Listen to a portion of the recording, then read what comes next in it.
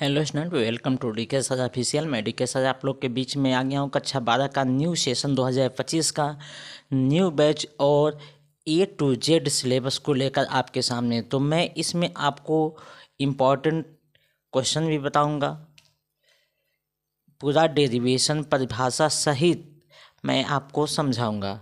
तो इसको आप लोग ध्यान से देखते रहिएगा। तो आज मैं कक्षा 12 के फिजिक्स में फर्स्ट पेपर के चैप्टर नंबर 1 मैं आपको सबसे पहले बताऊंगा। चैप्टर नंबर 1, चैप्टर का नाम लिख देते हैं। यह है चैप्टर नंबर 1, वैद्युत आवेश तथा क्षेत्र। ठीक है, वैद्युत आवेश तथा क्षेत्र चैप्टर नंबर 1 में। तो वैद्युत आवेश तथा क्षेत्र में सबसे पहले आप जानेंगे आवेश किसे कहते हैं, जिसको अंग्रेजी में चार्ज कहते हैं।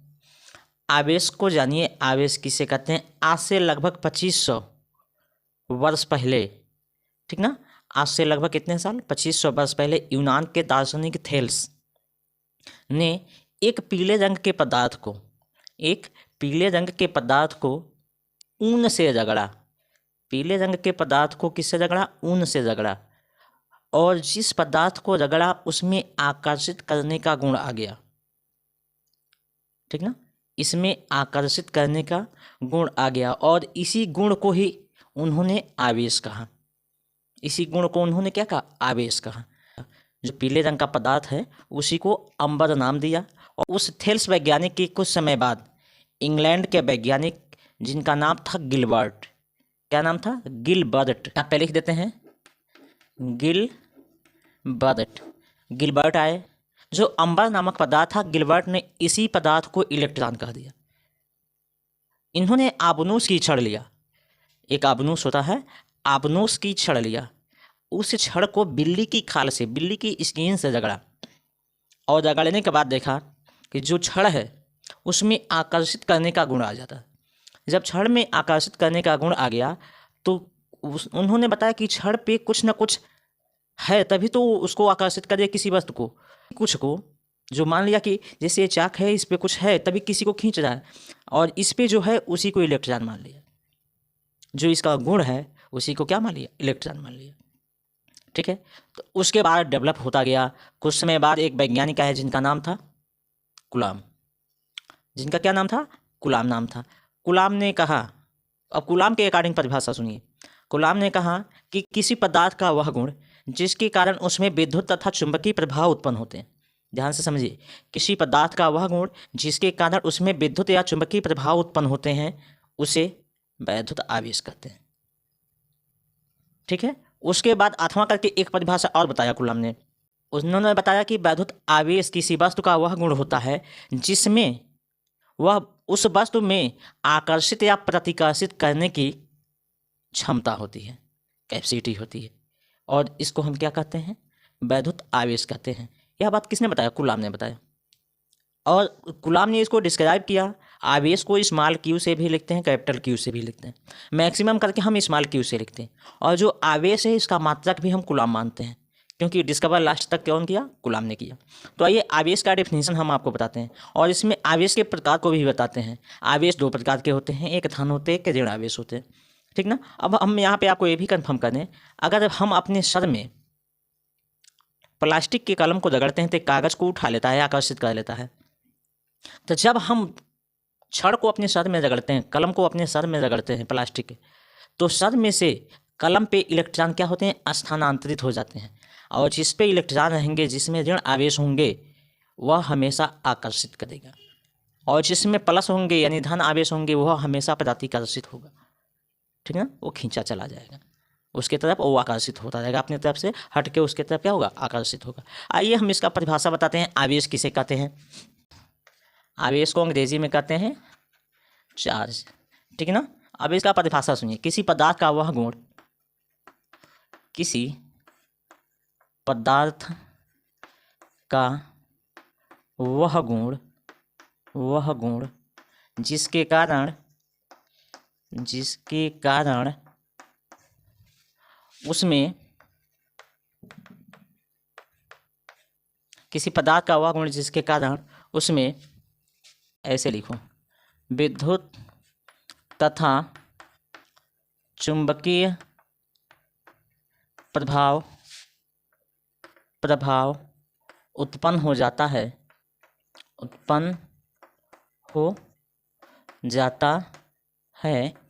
उसे आवेश कहते हैं। आवेश कहते हैं। ठीक है, इसके आगे लिखेंगे इसे Q से व्यक्त करते हैं। फार्मूला इसका लिखिए, Q बराबर A/E। ठीक है, लिखेंगे जहाँ, ठीक है ना, जहाँ Q क्या है, आवेश है, N क्या है, इलेक्ट्रॉनों की संख्या है, और E क्या है, E है इलेक्ट्रॉन। ठीक है, यह तो आवेश का परिभाषा हो गया, जो क्या होते हैं उसको लिखते हैं। इसके बाद लिखेंगे आवेश के, हेडिंग होगा आपका आवेश के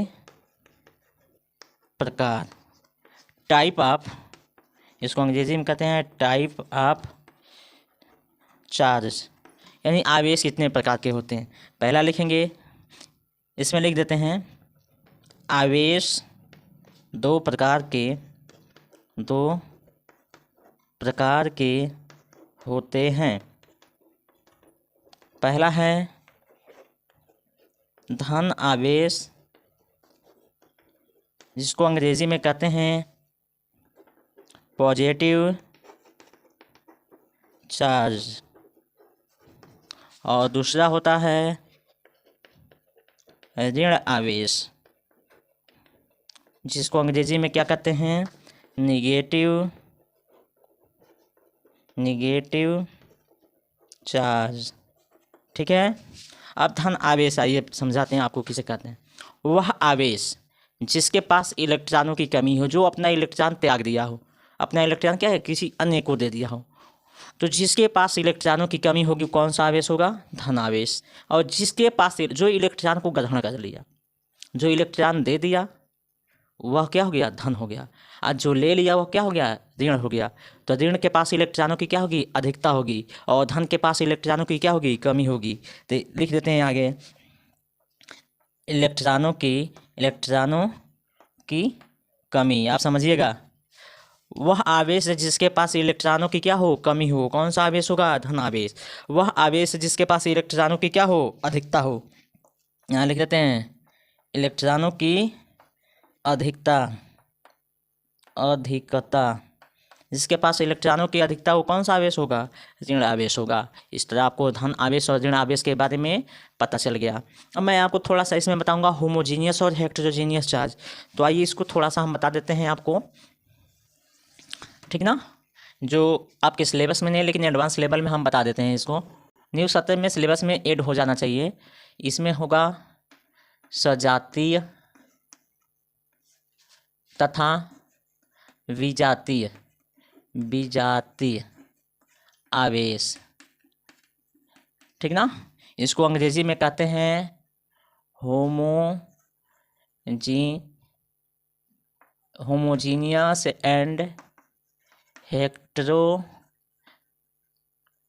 हेटेरोजीनियस चार्ज, ठीक है ना। इसको अंग्रेजी में कहते हैं होमोजीनियस एंड हेटेरोजीनियस चार्ज, सजातीय और विजातीय आवेश। अब आप समझिए सजातीय आवेश किसे कहते हैं, लिखेंगे समान प्रकार के आवेश को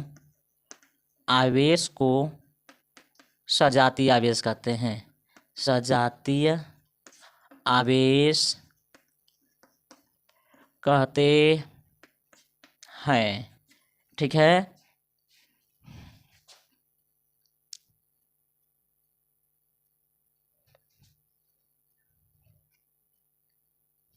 सजातीय आवेश कहते हैं। और दूसरा होगा, परिभाषा हम पहले लिख देते हैं तब बताते हैं, यहाँ पे डिवाइड करके इसके बारे में बताते हैं। इसको लिखते हैं विजातीय आवेश। विपरीत प्रकार के आवेशों को विजातीय आवेश कहते हैं। क्या कहते हैं? विजातीय आवेश कहते हैं। अब इसको आप समझिए। समान प्रकार के आवेशों को क्या कहते हैं? सजातीय आवेश। समान प्रकार के आवेश कौन कौन से होंगे? जैसे एग्जाम्पल में लेते हैं, जैसे प्लस प्लस दोनों समान है, तो समान प्रकार के आवेश को क्या कहते हैं? सजातीय आवेश। ठीक ना? या दो क्या हो माइनस हो, ये भी दोनों समान है, इसको भी हम क्या कहेंगे? सजातीय आवेश कहेंगे। विजातीय किसे कहते हैं? तो एक प्लस हो, ये भी एग्जाम्पल है, और दूसरा क्या हो? माइनस हो, या दूसरा माइनस हो, सॉरी पहला माइनस हो दूसरा प्लस हो, तो यह सब क्या है? विजातीय आवेश हैं। विपरीत प्रकार, प्लस के उल्टा माइनस, माइनस के उल्टा प्लस, विपरीत आवेश हो तो उसको विजातीय कहते हैं। ठीक है, अब समझिए। सजातीय आवेश में प्रतिकर्षण बल लगता है। लिखते हैं सजातीय आवेश में प्रतिकर्षण बल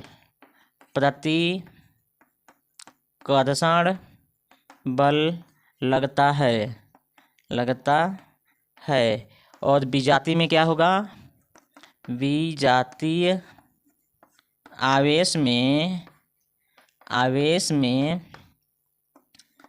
आकर्षण बल लगता है। ठीक है, इसको समझिए। समान प्रकार के आवेश होंगे, यानी दोनों प्लस प्लस होंगे तो एक दूसरे को धक्का देंगे। अगर दोनों माइनस होंगे तब भी धक्का देंगे, यानी प्रतिकर्षित करेंगे। एक प्लस एक माइनस होगा तो जुड़ जाएगा। अब कहेंगे सर एक ऐसी बात है, कुछ लोग को समझ में आया, कुछ लोग को नहीं आया। तो इसको समझने के लिए आप ध्यान से समझिए। पहले एक मैग्नेट को लीजिए। मैग्नेट को हम कहते हैं चुंबक। ठीक है ना? एक लीजिए या दो लीजिए, एक लेंगे तो तोड़ेंगे, दो लेंगे तो नहीं तोड़ेंगे। अब मैग्नेट में भी दो पोल होते हैं, एक उत्तरी होता है, एक दक्षिणी होता है, यानी उत्तरी ध्रुव नॉर्थ पोल और साउथ पोल। जब दो चुंबक लोगे तो दोनों में एक नॉर्थ एक साउथ होगा, यानी एक उत्तरी एक दक्षिणी। तो उत्तरी को हम कहते हैं प्लस और दक्षिणी ध्रुव को माइनस। ठीक है, तो जब दोनों चुंबक के उत्तरी ध्रुव को सटाओगे तो एक दूसरे से क्या होगा? दूर भागेगा, यानी एक दूसरे से दूर भागेगा तो कौन सा बल होगा? प्रतिकर्षण बल। यहाँ से समझ सकते हैं। उसी तरह सेम आवेश में भी होता है जैसे चुंबक में होता है। अगर एक प्लस और एक माइनस को, यानी एक उत्तरी ध्रुव एक दक्षिणी ध्रुव को आपस में लगाओगे तो एक दूसरे से क्या होगा? सट जाएगा, आकर्षित हो जाएगा। उसी तरह आवेश में है। ठीक है, तो इसको नोट करिए, ध्यान करिए। इसके बाद मैं कूलाम का नियम आपको समझा दूँ।